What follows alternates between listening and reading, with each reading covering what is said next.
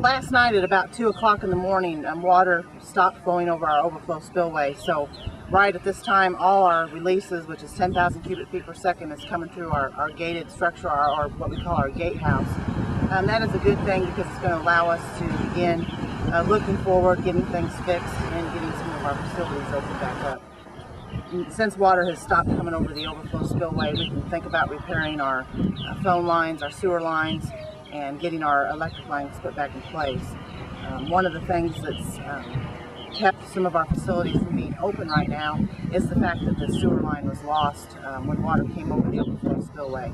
So as soon as we can get that infrastructure restored, we can start thinking about opening our campground zone.